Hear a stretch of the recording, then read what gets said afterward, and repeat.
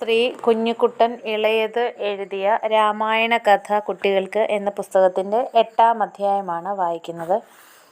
എല്ലാവരും കേൾക്കുക. ഇഷ്ടപ്പെട്ടാൽ ലൈക്കും ഷെയറും സബ്സ്ക്രൈബും ചെയ്യുക. മുത്തച്ഛൻ കഥ പറയാൻ തയ്യാറെടുത്ത് വന്നിരുന്നു. കുട്ടികളെ കാണാനില്ല. അതെന്താ? മന്ധരയുടെ കുബുദ്ധിയും ദശരഥൻ്റെ വിലാപവും കൈകേയിയുടെ ക്രൂരതയുമാണോ അവരെ നീരസപ്പെടുത്തിയത്? കുട്ടികളെ വിളിച്ചു വരുത്തി കഥ ആരംഭിച്ചു. കൗസല്യയുടെ കരച്ചിൽ കേട്ടപ്പോൾ ലക്ഷ്മണന് സഹിച്ചില്ല. കോപം ഇരട്ടിച്ചു. ശരീരം വിറച്ചു. 3 ലോകവും ചാമ്പലാക്കുമോ? സർവരും ഭയപ്പെട്ടു. ലക്ഷ്മണന്റെ പ്രകൃതം എല്ലാവർക്കും അറിയാം. കുമാരൻ ചൂടുപിടിച്ചാൽ പെട്ടെന്ന് തണുക്കുന്നവനല്ല. കൂരമ്പിന്റെ മൂർച്ചയോടെ ലക്ഷ്മണൻ ഗർജിച്ചുകൊണ്ട് വിളിച്ചു പറഞ്ഞു: അയോധ്യാധിപൻ ആരുടെയും കളിപ്പാവയല്ല. കൈകേയി അമ്മ അങ്ങനെ ധരിച്ചിട്ടുണ്ടെങ്കിൽ തെറ്റിപ്പോയി. ഭ്രാന്തനായ പിതാവിനെ കെട്ടിയിട്ട് അയോധ്യയിൽ താൻ നീതി നടത്തും. അമ്മയുടെ വാക്കുകൾ കേട്ട് ഭരതൻ അയോധ്യ വാഴാൻ തുനിഞ്ഞാൽ കരുണ കാണില്ല. താൻ ഭരതനെയും അജ്ഞാനിവർത്തികളെയും കൊന്നുകളയും. ആഹാ, അഭിഷേകം മുടക്കാൻ വരുന്നവർ ആരൊക്കെയാണെന്ന് ഞാനൊന്ന് കാണട്ടെ. അവർ ആദ്യം എന്നെ നേരിടട്ടെ. അവരെ ഞാൻ ഒടുക്കും. ജ്യേഷ്ഠന്റെ അഭിഷേകം ലക്ഷ്മണൻ നടത്തും. അത് അയോധ്യാവാസികളുടെ ആവശ്യമാണ്. ചപലയായ ഒരു സ്ത്രീയുടെ ദുരാഗ്രഹത്തിന് കീഴടങ്ങുന്ന പ്രശ്നമില്ല. വികാരം കൊള്ളുന്ന ലക്ഷ്മണനെ ശ്രീരാമൻ വാരിപ്പുണർന്ന് സമാധാനിപ്പിച്ചു. നീ പറയുന്നത് ശരിയാണ്, സത്യമാണ്. രഘുവംശത്തിലെ പുലിക്കുട്ടിയാണ് നീ. പക്ഷേ എൻ്റെ പരമഹിതത്തിൽ തൽപരനായ നീ എന്നോട് ക്ഷമിക്കുമെന്ന് എനിക്കറിയാം. എൻ്റെ ആഗ്രഹത്തെ മാനിക്കുമെന്നും എനിക്ക് ഉറപ്പുണ്ട്. സത്യമല്ലാത്ത ഒന്നിനെ ചൊല്ലി വേവലാതിപ്പെടരുത്. വാശി പിടിക്കുകയും അരുത്. എല്ലാം ദേവഹിതമാണ്. അത് നടക്കട്ടെ. രാമന്റെ സാരോപദേശങ്ങൾ കേട്ട് ലക്ഷ്മണൻ ക്രമേണ തണുത്തു. ലക്ഷ്മണന്റെ ആഗ്രഹം രാമന്റെ കൂടെ വനത്തിലേക്ക് പോകണമെന്ന് മാത്രമായി ചുരുങ്ങി.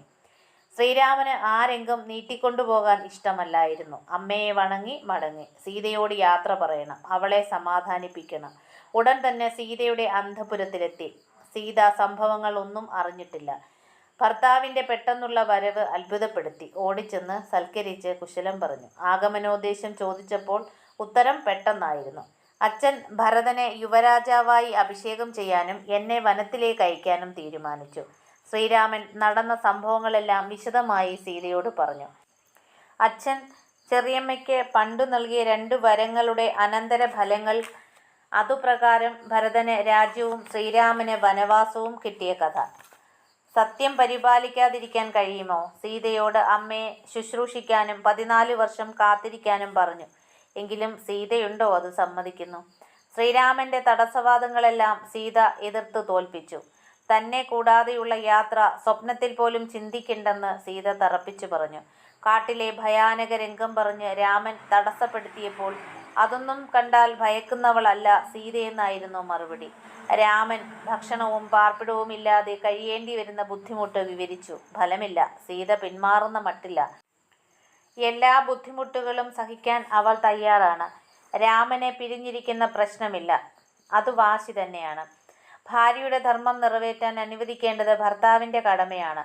ഭർത്താവുള്ളപ്പോൾ സ്ത്രീ എന്തിന് ഭയപ്പെടുന്നു? ഭർത്താവ് ഭക്ഷിക്കുന്നുണ്ടെങ്കിൽ അതിൻ്റെ ബാക്കി തനിക്കുള്ളതാണ്. കല്ലും മുള്ളും വേദനിപ്പിക്കും. പക്ഷേ ഭർത്താവിനോടൊപ്പം ശയിക്കുമ്പോൾ അവ പൂമെത്തയാണ്. സീതയുടെ യുക്തിയും ഭക്തിയും സ്നേഹവും കലർന്ന സംസാരം ശരിവെക്കാനേ രാമന് കഴിഞ്ഞുള്ളൂ. തനിച്ചു പോയാൽ പ്രാണൻ കളയുമെന്ന ഭീഷണി ഏതൊരു ഭർത്താവിനെയാണ് തളർത്താത്തത്? സീതയെ കൊണ്ടുപോകാൻ തന്നെ തീരുമാനിച്ചു. മാലയും ആഭരണങ്ങളും അരുന്ധതി ദേവിക്ക് ദാനം ചെയ്തു. ബ്രാഹ്മണർക്കും ഋഷികൾക്കും ഗോക്കളും സമ്പത്തും വസ്ത്രങ്ങളും ആവോളം ദാനം ചെയ്യാൻ ലക്ഷ്മണനെ ഏർപ്പാട് ചെയ്തു. രാമമാതാവിൻ്റെ സേവകർക്ക് ധനം നൽകി അമ്മയുടെ ശുശ്രൂഷാ കാര്യങ്ങളിൽ പ്രത്യേകം ശ്രദ്ധ ചെലുത്താൻ നിർദ്ദേശിച്ചു. രാമാഭിഷേകം മുടങ്ങിയതിലുള്ള ദുഃഖം പങ്കുവെച്ചുകൊണ്ട് അയോധ്യാനിവാസികൾ ഇളകി മറിഞ്ഞു. സ്ത്രീക്കു വേണ്ടി സത്യസന്ധനായ പുത്രനെ നാടുകടത്തിയതിന് ജനം ദശരഥനെ കുറ്റപ്പെടുത്തി. ദുഷ്ടയായ കൈകേയിയുടെ നിയന്ത്രണത്തിൽ അയോധ്യയിൽ ദുർഭരണം നടമാടുമെന്ന് പ്രജകൾ വിശ്വസിച്ചു. രാമനില്ലാത്ത രാജ്യം നേരും നെറിയും കെട്ടതാകും. അതിനേക്കാൾ നല്ലത് രാമനോടൊപ്പം കാട്ടിലേക്ക് പോകുകയാണ്. അയോധ്യാവാസികളും പോകാനൊരുങ്ങി. കാൽനടയായി പോകുന്ന രാമന്റെ കൂടെ നടന്നാൽ മോക്ഷം കിട്ടുമെന്ന് അവർ വിശ്വസിച്ചു. രാമൻ സീതയോടും ലക്ഷ്മണനോടും കൂടി യാത്ര പറയാൻ ദശരഥന്റെ സന്നിധിയിലെത്തി. കൈകേയി 3 മരവുരികൾ എടുത്തുകൊണ്ടുവന്നു. രാമനും ലക്ഷ്മണനും അവ വാങ്ങിയെടുത്തു. സീതയ്ക്കത് ഒടുക്കാൻ അറിഞ്ഞുകൂടാ.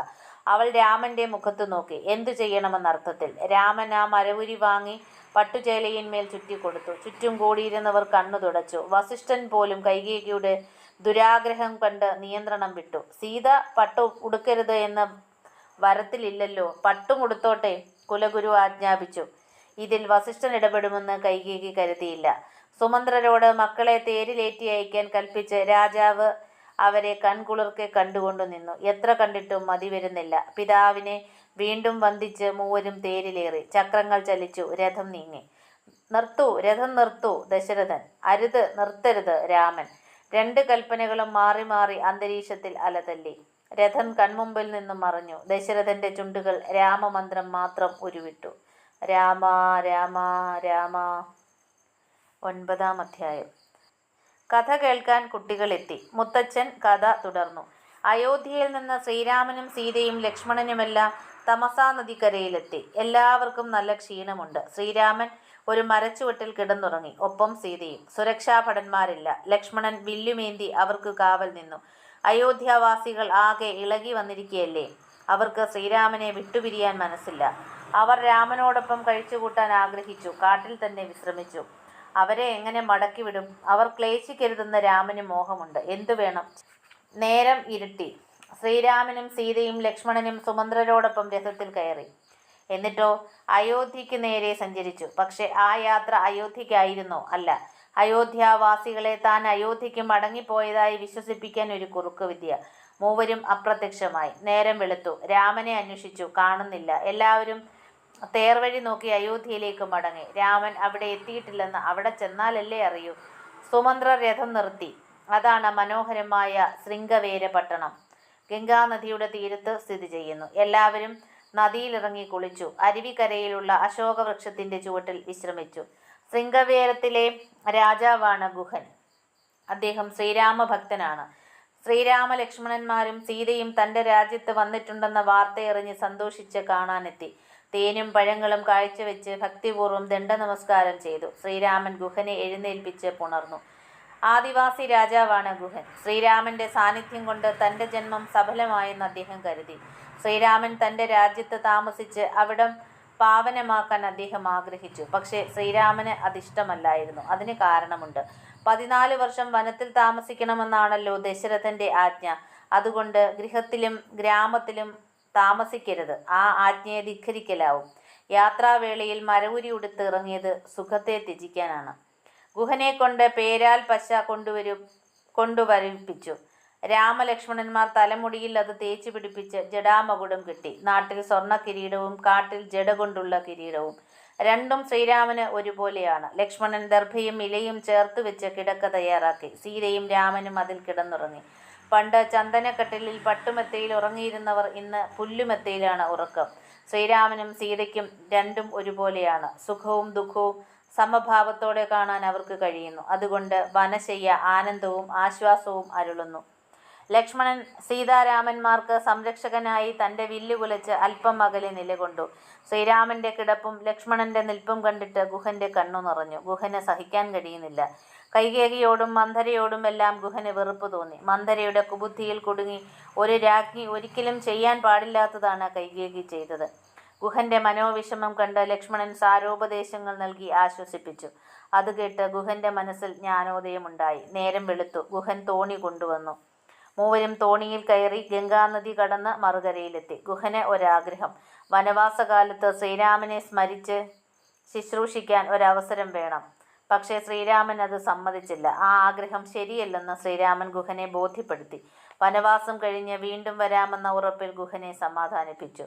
രാമനും സീതയും ലക്ഷ്മണനും തോണിയിൽ നിന്നും ഇറങ്ങി. ഗുഹൻ തിരിച്ചുപോയി. മൂവരും കാട്ടിലൂടെ കുറച്ചു നടന്നു. ഭരദ്വാജ മുനിയുടെ ആശ്രമത്തിലെത്തി. മഹർഷി ശ്രീരാമനെ യഥാവിധി പൂജിച്ചു. ഒരു ദിവസം അവിടെ തങ്ങി. പിറ്റേന്ന് രാവിലെ തന്നെ യമുനാ നദി കടന്നു ചിത്രകൂട പർവ്വതത്തിലെത്തി. അവിടെയാണ് വാൽമീകിയുടെ ആശ്രമം. പലതരം മൃഗങ്ങൾ ഓടി നടക്കുന്നു. പക്ഷികൾ പറന്നു കളിക്കുന്നു. പൂവും കായും തിങ്ങി നിൽക്കുന്ന വൃക്ഷലതാദികൾ. വാൽമീകിയുടെ ആശ്രമത്തിൽ പലപ്പോഴും മുനിമാരുടെ തിരക്കാണ്. അവിടെ മുനിമാർ തിങ്ങിപ്പാർക്കുന്നു. ശ്രീരാമൻ വാൽമീകിയെ കണ്ട് വണങ്ങി. വാൽമീകിയുടെ കണ്ണുകൾ സന്തോഷം കൊണ്ട് നിറഞ്ഞൊഴുകി. രാമനെ ഭക്തിപൂർവ്വം പൂജിച്ച് ആദരിച്ചു. തേനും പഴങ്ങളും നൽകി സൽക്കരിച്ചു.